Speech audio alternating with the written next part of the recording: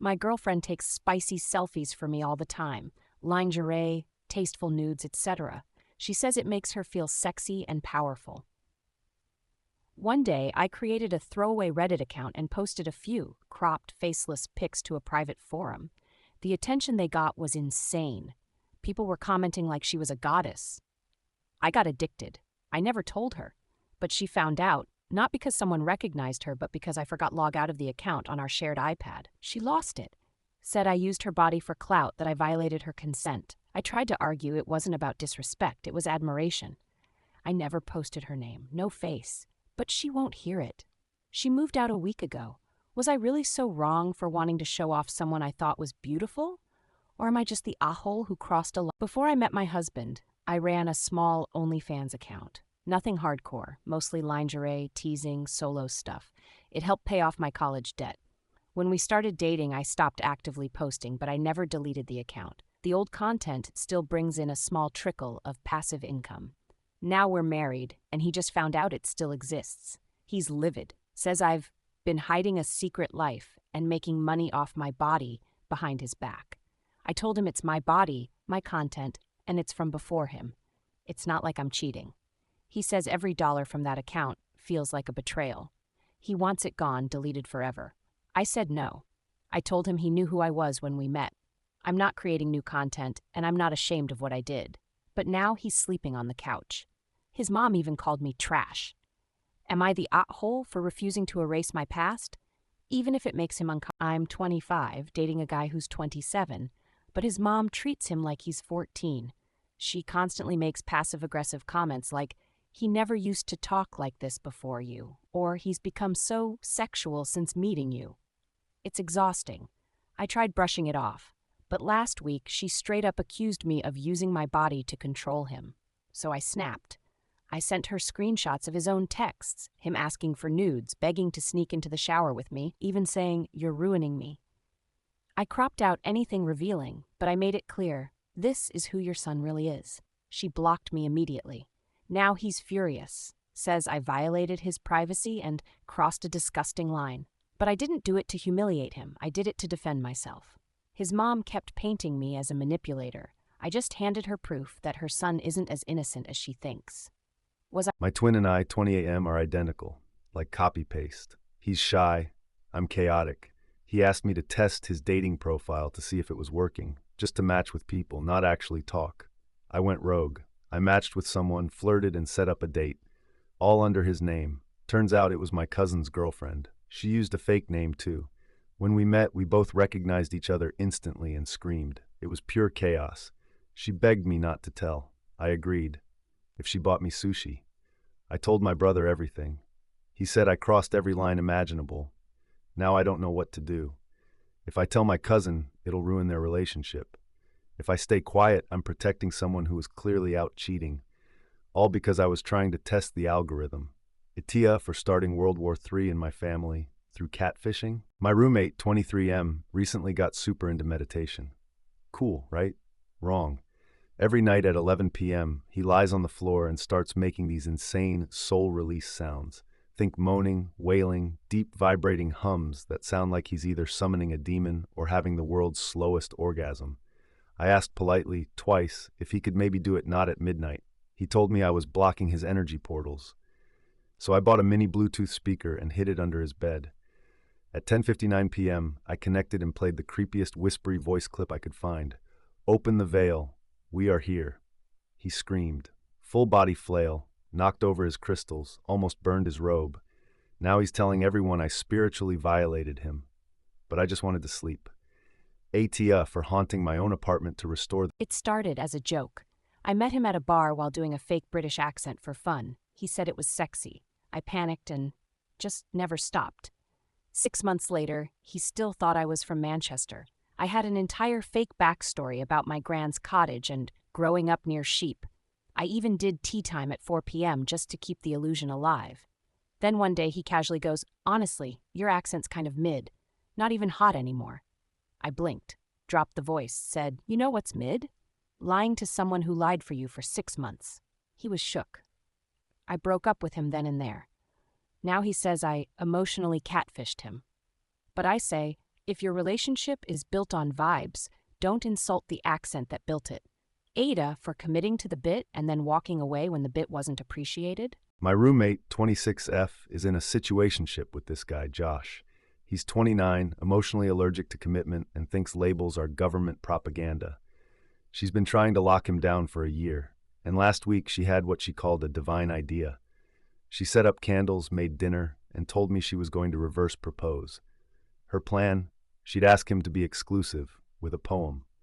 She made me promise to stay in my room. I said yes, but the thing is, I forgot. I was in the living room earlier filming a skincare routine for TikTok. I'd left the ring light, mic, and streaming app still active, but muted, before heading to the kitchen. The stream kept running, so when she walked in wearing a velvet dress and holding a handmade scroll, and Josh sat down and said, "Wait, what is this?" the entire internet saw it unfold live. He laughed, said, "Nah, this is too much," and left. Comments were brutal. "He's not him. Free her." The poem needs a ceasefire. She's mortified. She won't talk to me. I didn't mean to sabotage anything. I was just trying to exfoliate. Ada for accidentally live streaming her soft launch into hard. My ex, 29M, is dramatic. When we were together, I wrote these heartfelt wedding vows months before we even got engaged. He said they were better than Taylor Swift lyrics. Then he cheated, we broke up, and now he's marrying some girl he met at karaoke. But here's the thing. I know him. He's lazy. He still uses his old Bumble bio from 2018, so I got suspicious. And yes, I showed up to the wedding, in sunglasses, with a fake name on the RSVP, Aunt Karen. I sat in the back like a spy. When he started his vows, I recorded every word. Guess what? He copied my exact phrase. Loving you is like dancing barefoot on tile. Dangerous, but worth the bruises. I stood up, said, "Interesting line, Chad. Would have meant more when I wrote it," then walked out like a movie villain. Now his mom is calling me emotionally unstable, and he says I ruined his day. But I say, if you're going to plagiarize love, don't invite the author. Ida for going full Mission Impossible at his wedding. My boyfriend, 30M, discovered AI, and now he's obsessed, but not like coding or writing scripts. No, he uses it to simulate spicy conversations with bots about himself. I thought it was a joke until one night I looked over his shoulder and saw this. "You're so mysterious with a dark edge. Tell me more about your motorcycle gang days." He's never been on a motorcycle. Turns out he made a whole personality prompt about himself and just flirts with it every day. During lunch, in the bathroom, at night while I'm next to him in bed. When I asked him why, he said, "It's like sexting with a better version of me. She gets it." So I took his phone and locked it in a kitchen drawer. He flipped out like I deleted his girlfriend. Now he's saying I'm jealous of a robot and I'm policing his creativity. I told him if AI ever figures out how to do laundry, I'll happily step aside. AIA for shutting down his spicy digital alter ego? Please leave a follow and... So my boyfriend, 28M, knows I hate public attention. I've told him 100 times I never want a proposal in front of strangers. No flash mobs, no skywriting, nothing dramatic. So imagine my face when, during his birthday dinner, his dinner, he suddenly drops to one knee in front of 20 people at this packed restaurant. Everyone gasps. I freeze. He pulls out a ring box, opens it, and it's empty. Then he laughs and says, "Gotcha. I just wanted to see your reaction." The table erupts with awkward laughter. I wanted to crawl into the breadbasket and disappear. When we got home, he said, "You gotta admit, it was hilarious." Nope.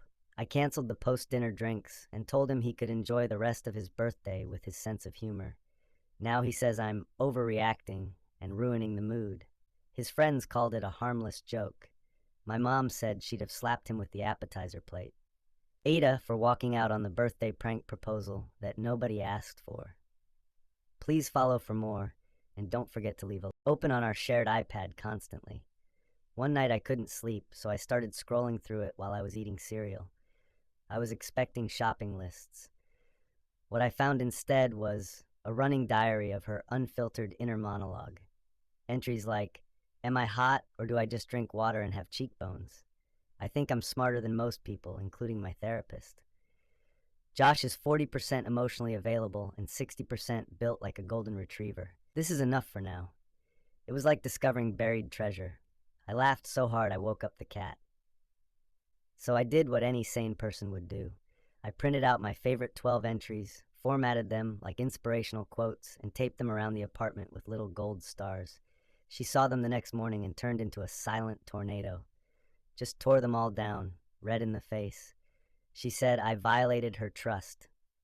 Even though she never locked the iPad and titled the file, "Read at my funeral so people finally understand me." I thought I was helping her legacy. Ada for making her go viral inside our own. My boss, late 40s, kept telling me I'm too online and should learn to speak like a professional. So I decided to have some fun.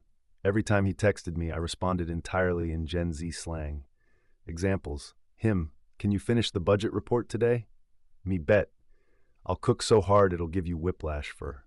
Why are the projections off? Me IDK man, the vibes were off. Gonna fix it before it's giving flop. He called me into a meeting by day 4. Said, are you mocking me? I said, low-key? Yes, but high-key. I got everything done early, didn't I? He didn't know what to say, just sighed and said, don't ever say mid in an email again. Was I the a-hole or just making corporate life a little more